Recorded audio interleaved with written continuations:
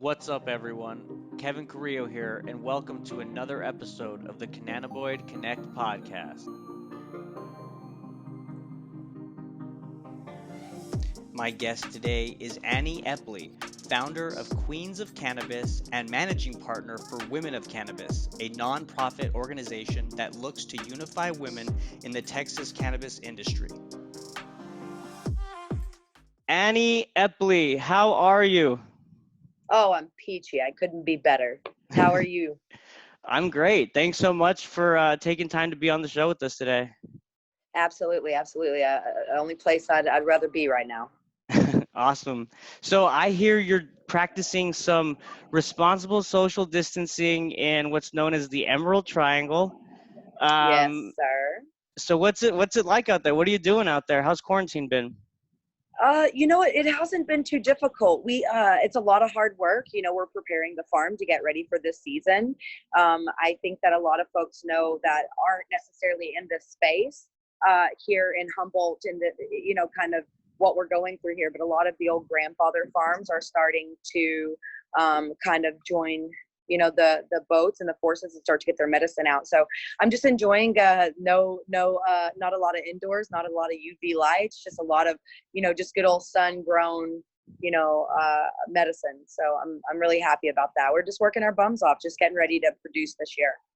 That's awesome. That's great. And I guess growing season, we're like in the middle of it right now, right? Or is it toward the end? Where are you guys at in terms of harvesting?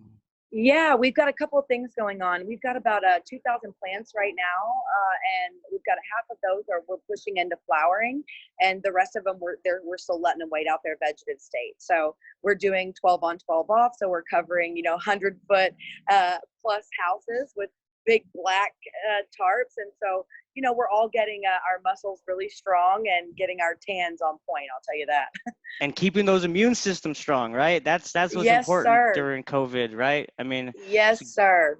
Yep, old-fashioned exercise and vitamin D, baby. That's it. That's right. That's right. Yeah. So I'm just enjoying it. I think that California, this is the place that Texans should be looking for education to make sure that we know what is the right way to grow. So yeah, this is where I've been, and we're just loving it, enjoying every minute.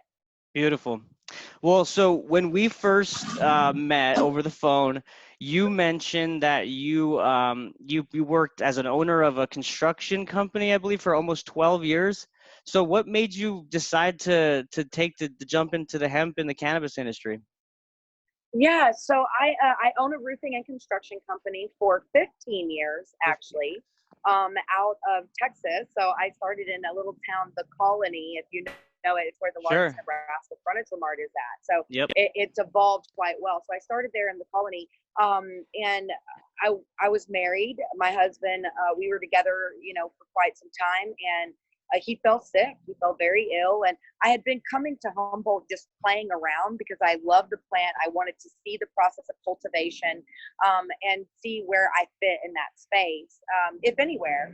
And my husband fell deathly ill. Oh We my gosh. wound up going to, sorry about all the background noise, but we wound up going to UT Southwestern, which is one of the largest research hospitals in the world. And they kind of fiddled around with his diagnosis.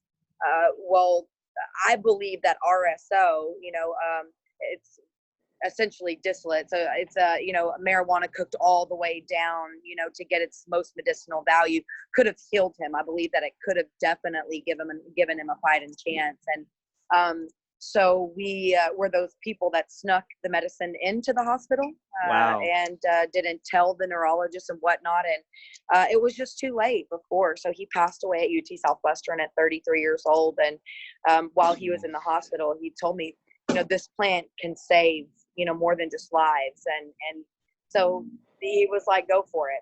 Hit it with the ground running, because at that point we thought he was going to get out of the hospital. And so he was like, when I get out of here, we're going to have our own land, and we're going to educate on growing and what does this look like. And he didn't make it out. So we started the Cannabis Training University. Actually, at that time, was the only kind of educational platform that I could find that was geared toward the whole horticulture aspect of the plant. And so while he was in the hospital getting all these, hooked up to these machines, I was going to CTU, trying to learn the basics. So, yeah, that's what did it. And once he passed away, it was a no-brainer. So I haven't sold a roof in almost 2 years now. So I just, once I got out of the hospital, I didn't sell another roof, and I just went full-fledged into just trying to find what was my purpose in this space. Wow. Well, sorry for your loss. That's incredibly difficult. I can't even imagine what you were going through and how you felt. It's fascinating that you, at the time, clearly understanding the benefits of cannabis, especially for your cousin's condition. You had to actually sneak it into the hospital. I mean, did you have conversations with any of the administrative staff to talk about maybe this could be a good remedy? And it sounds so unbelievable, I think, whenever I tell other people, because it's a brass move. It was a tiny box. I mean, enough to fit syringes in it diagonally. And it was enough for me to, fit the syringes diagonally. And I had it shipped to me, and I brought it in, and they were doing a resourcing is what they called it. They were like, all the 12 neurologists were in the room, and we were having the discussion of what was going on. And he was in severe pain. And, to add to that, he was a recovering addict. Mm-hmm. So he had been in AA, he had been sober. So sitting in that space in a hospital where they're like, oh, well, let's just give him morphine until we figure it out. He was like, wait a second. Whoa. I don't want morphine. So, they just kind of kept on pressing that. And finally it was like, the mama came out, and I was like, here it is. Here's the box. You guys have two options. Take it to jail and kick him out of the hospital, or listen. Right. So 12 doctors were in the room when that outburst occurred, and only 2 doctors came back into the room. And they handed us the box, and they said, keep doing what you're doing. We really can't say anything about it. But it also, we had to sign a waiver to waive our right to autopsy. Oh my gosh. So when Stan passed away, there was no, it was a very critical situation, because they didn't notify us until about 35 to 45 minutes after they had started CPR. So there were a lot of different instances, because they had allowed that in their hospital. And if I started to talk and people found out, then it was maybe going to be a bigger problem, than they could warrant. So I think that they excessively tried to save his life. And in doing so, he had his chest cavity was caved down, all of his ribs were broken. I mean, it was a devastating moment, I think, because of their fear of getting caught with medicine. Right. Isn't that crazy? Yeah. So I think that it's important to consider and to think about. So it's 2 years. I needed to wait a minute, and allow them to kind of figure out their process and do their thing. But I'm working on just kind of a conversation that we'll be having with UT Southwestern, just saying, listen, my husband, along with several other people in your, neurological unit, passed away in this month. What could we have done to prevent one of these? I know what we could have done to prevent my husband, not made him feel like an addict, like right back to narcotics. Right. And that's an interesting point that you make, because there's so many people, first off, who are uneducated with cannabis, right? And may probably have never done it, but given that it's a Schedule I drug and the stigma attached to it, they really don't understand the medicinal benefits, right? I had Dr. Hildebrand on the podcast, and he talked about this notion of the new frontier of medicine, right? Mm-hmm. And we obviously know the medical benefits of the cannabinoids. That helps with different diseases, eating and digestion, neurology, pain and sleep. But why is it that there is this lack of understanding on the health side, or is it being dismissive? I mean, what is it exactly? In my opinion, I think it's 2 things. I think it's embarrassment, and I think it's a little bit of anger on the side of the doctors and the nurses. They're embarrassed that it took people like myself to go and teach them they have an endocannabinoid system, and a little bit angry that they've gone through all of medical school and haven't had this even mentioned to them one time. That's if I was a nurse, I would be outraged right now. You know, if I was a nurse that I had spent time and money and resources to go learn the human body, and one of the largest, most important parts of the human body was just completely left out, that would upset me. And I think, you know, what I saw on the face of those neurologists, you know, when 12 of them stood there the first time and only 2 came back, was embarrassment. Mm-hmm. You know, Yeah. that this woman is standing in front of them explaining to them how the endocannabinoid system works with the neurological system. That could be what he's expecting, you know, and it was just like, oh, how dare you. And then once they educated themselves, it was like, listen, we have some work to do here. So Right. yeah, I And think it is. you know, and to their benefit, right? I mean, a lot of these doctors and nurses, they're taught one certain kind of approach or one certain path, right, within their education, their college and PhD degrees, right? So That's right. this is kind of new for everyone, and I think also what is the challenge is you know, especially within the CBD boom right now, you know, marketing is a big problem in that they're marketing CBD in the wrong ways, I think, right? Agreed. Yes.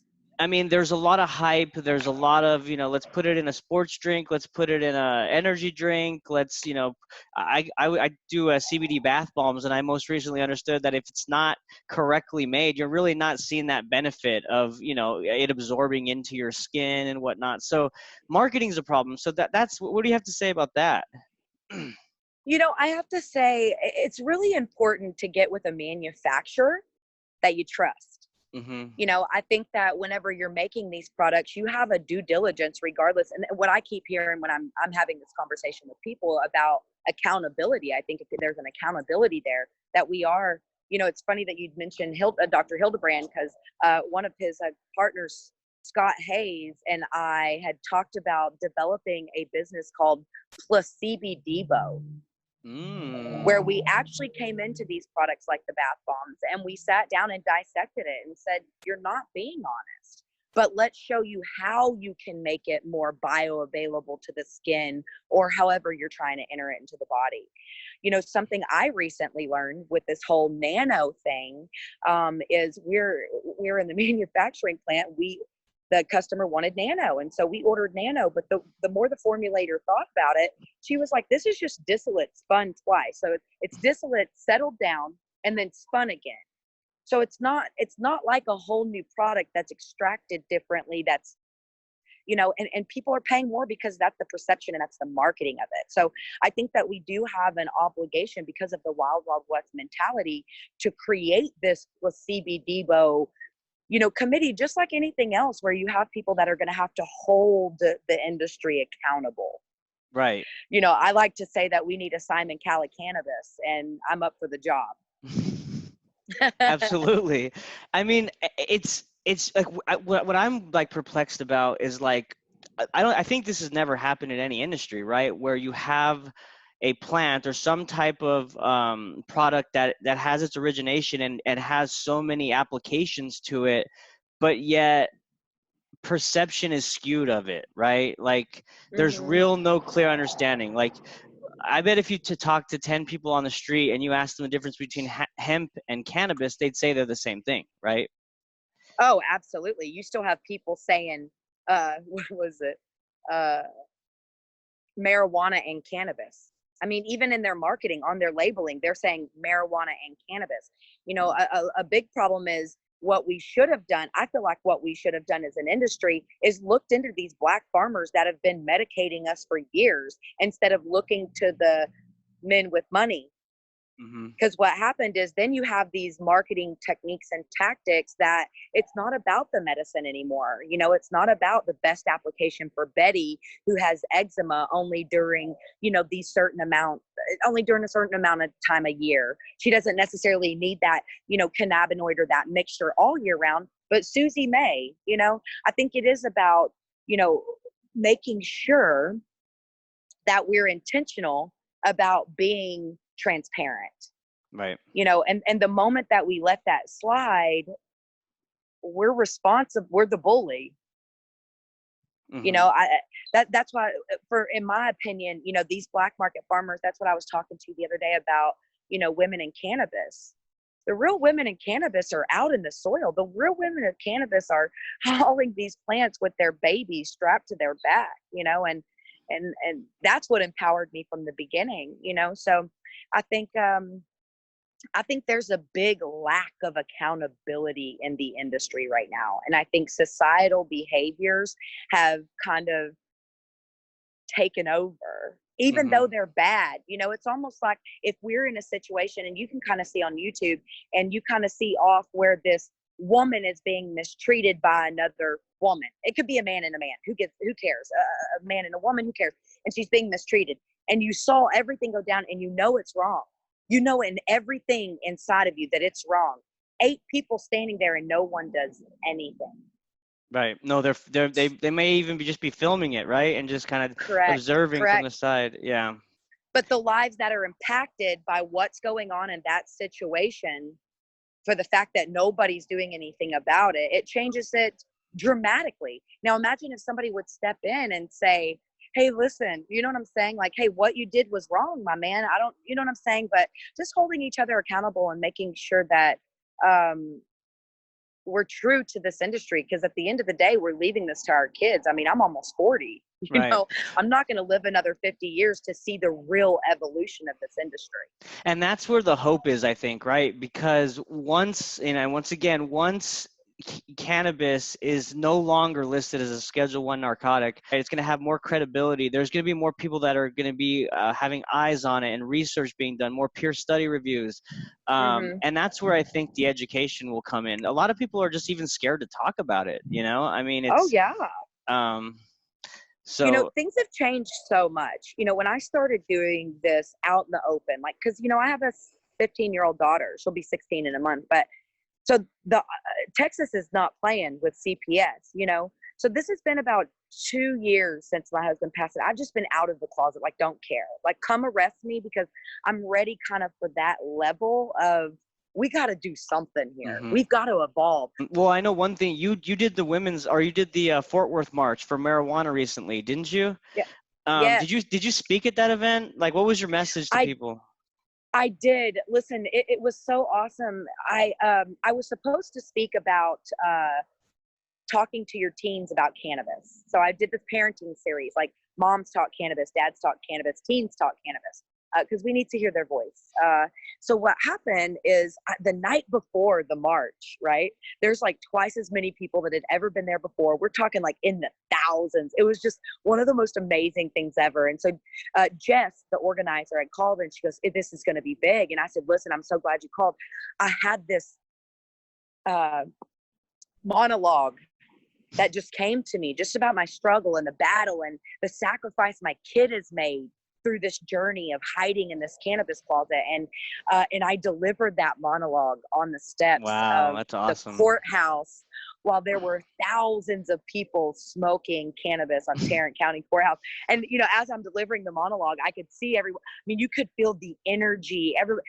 Every eye had tears in it. I mean, it was just, we need people who are going to come in and shake this industry, who are going to step outside of the box. In legislation, they don't need someone to come sit in their office that are dressed just like they are and say, hey, we were just asking if you guys could please just listen to us this year.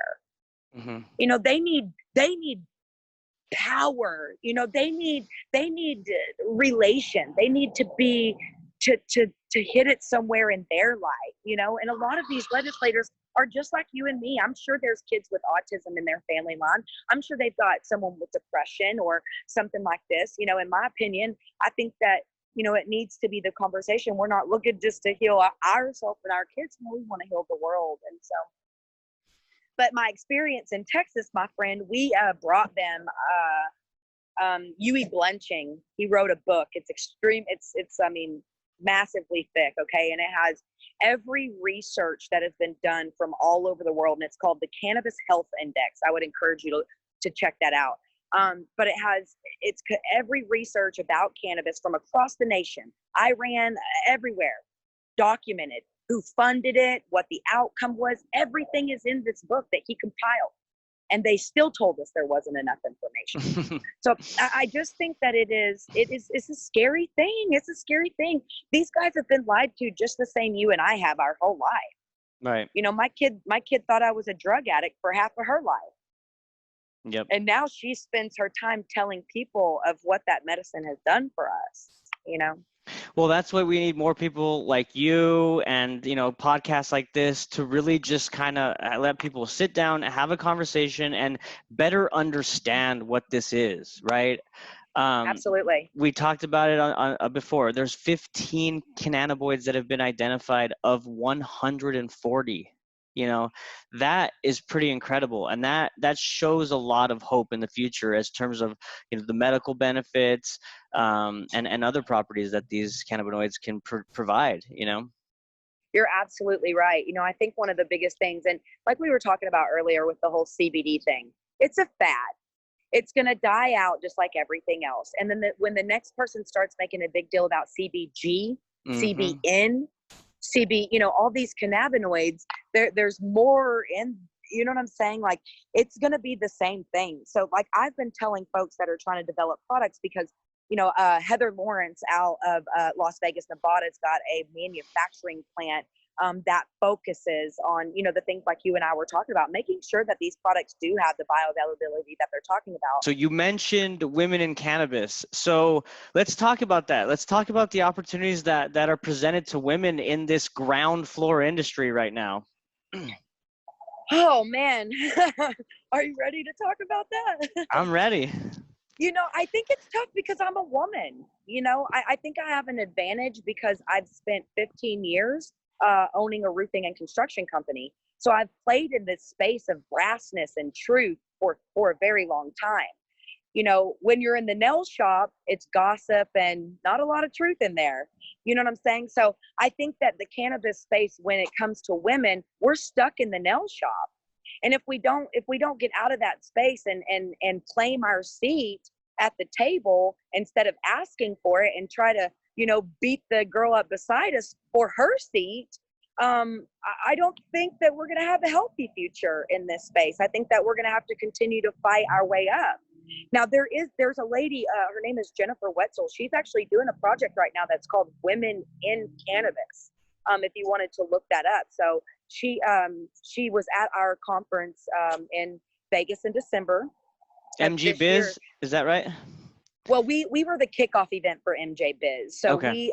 we were affiliates with them. And so we were the event that happened. That was the, don't let me toot our horns, but, our team really rocked that women's conference out. But, at the end of it, and this is the first time I'm speaking on this, so might get a lot of haters, but, I just want to be true to myself and I want to be honest. At the end of it, I turned around and took a look at kind of what it was, and it wasn't what the intention was to build. And, it is a lot of catty women treating each other the way that we've been told we got to treat each other, through our whole lives. We've just been conditionally ugly to each other.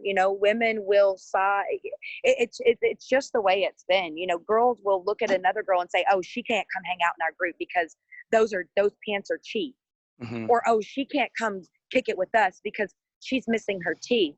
But what we don't realize is those are a brand new designer pair of jeans that her mama just started marketing. And she doesn't have her teeth because she's given birth to 3 children that have, depleted her calcium.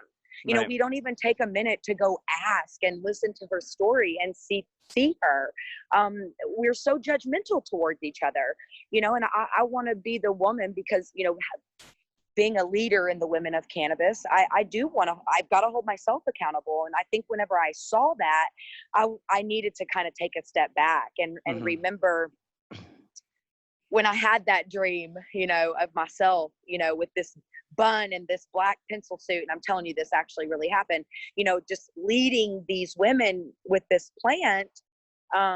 There wasn't any malice or cattiness in it. None of that existed. And so I just think we got to be careful. And I'm going to tell you first, right off the bat, when I hit that national publication, my social media, everything just started to go crazy. And so you do get a little bit in your head. Mm-hmm. You do get a little bit like, oh, you have a little different walk, and you I want to encourage women to like, hey ladies, we got to come back down from that. We got to check ourselves, and we got to allow each other to check each other. And I think once we can kind of change that societal conditioning that you and I spoke about, once we can do that, I think we absolutely have a real seat at the table. Yeah. I mean, I mean, specifically in your situation, I understand you've seen that, but I mean, that's kind of like adulting a 101, right? It's like respect yourself, respect who you work with, right? Like try to be as non-judgmental as possible. Obviously, human beings are judgmental, but you can't let that get in the way of like business, right? And like, or the objective at hand. You always got to make sure that you're working as a team, or you're working at the best that you can to achieve that goal, right? Right. I think that comes with all genders and all creeds and colors. I don't think, and I think that's where I got caught up when I started to think about the nonprofit Queens of Cannabis. It's a nonprofit organization. That organization was meant to take, women from abusive situations, sex trafficking, take them out of hell, give them a blazer, blazing blazers, and guide them back into professionalism. So I think when I kind of just saw what was happening a little bit with the women on the inside, I found a new desire to kind of fix that before I started to kind of be like, okay, we're going this way, lead me, follow me, let's go. So I just want to make sure, that as a woman of cannabis, that my feet are grounded and I know what I stand for, and I don't lose my purpose for the plant. Because because I've been working 8 months and, everybody's, taking the money and this has happened or that has happened. You know what I'm saying? You know how business goes. And especially when you're an entrepreneur, nothing is predictable. No. So yeah, every day is new.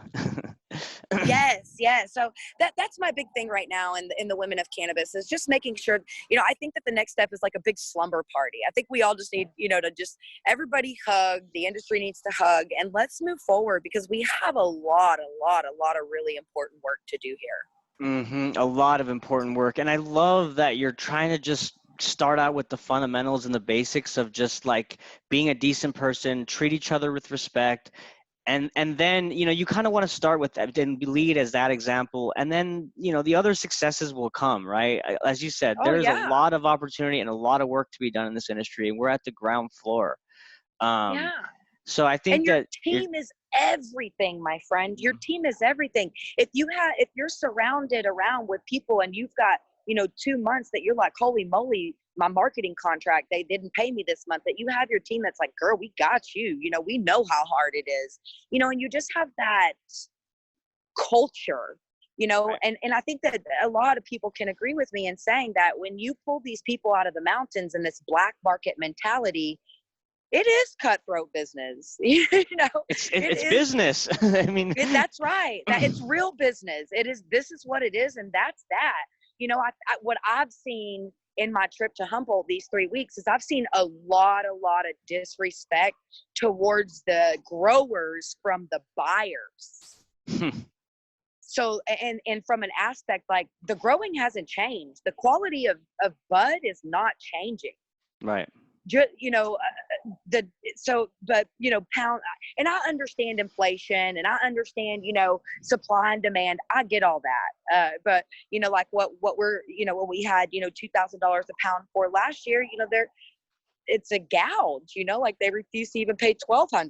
It's just crazy. So, we're just trying to make a life out here. And I think that when you kind of marry that kind of mountain man professionalism, then you get, I think, what this needs to look like at the beginning. No bullshit. If your feelings are hurt, you might need to just get some new feelings. Right. Or work with someone else, right? Or find another partner that will work better with you. Yeah. Yeah, it's okay if you don't line up. I think that's the biggest thing. I've had a lot of different calls this week on people saying, hey, I'm just entering the industry. What advice could you give me?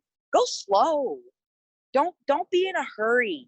And when you're looking at things and you say, oh yeah, okay, that person spoke 4 times at this event or whatever, or this person's talking themselves up, do your due diligence. Your due diligence. Don't believe everything I say. I don't believe everything you say. That's just the way it should be. Do your due diligence so that we can start building something valuable and, something that's a rock you can stand on. I couldn't have said it better myself. I love that. Do your own due diligence in so many aspects, right? Even outside of cannabis, there's so much misinformation going on right now. It's hard to understand what's true and what's not. And so taking something at face value is not the smartest route, I would say. No. We are all pre-bias, right? We all have our pre-biases, but the media and information, regardless of even within specific industries, you're kind of, you cater to one message or the other, right? So Mm-hmm. you naturally lean into what you want to hear. So Correct. that can be dangerous in this day and age. So like you said, it's important to do your due diligence. Just look it up for yourself. There's a lot of influencers out there, right? So I'm glad that you touched on that. What type of jobs are available? Like if a woman, just got out of college and she's like, I want to get into the cannabis or hemp industries. What like typical jobs would you say that they should kind of look out for? I would say first they need to figure out what is their what is their purpose and passion? Like, what do they love? I think you're not gonna love working for the plant and doing something you don't want to do. You know what I'm saying? If you don't like being indoors, then you don't need to go work in a dispensary. I think for women, men, anyone, you need to start with the basics. Get in the soil. Understand your nutrients. Understand how the plant enters, the vegetation cycle, then the flowering. Understand all of that. So then you have the base knowledge. There's a wonderful school in Oakland, California called Oakland University. Oaksterdam University. Have you heard of it? Mm-mm. Amazing facility. I would encourage them to look to that. Education is everything when it comes to this. If you're serious about the plan, you're looking for something that's longevity. You're not just looking for a quick buck. Oh my God, I heard you could get rich quick. If you want to get rich quick, come on down to Humboldt. I'll hire you to harvest a farm. A lot of people are like, oh my God, I've always wanted to be a pot farmer. And then they get down here and it's like 4 days and they're the first bus out of here. Right. It's not as easy as everybody thinks. So I would say get silent, get still, and talk to your inner self and figure out what is your purpose for this plant. What are you supposed to be, a cloner? I found out that I am a natural cloner. I had no idea, but the moment that I learned the plant, I understand the process of it. Well, I've got like a 99% success rate. That's almost unheard of. So you just go in and find and keep educating yourself. I think, my next thing is I want to get in the lab.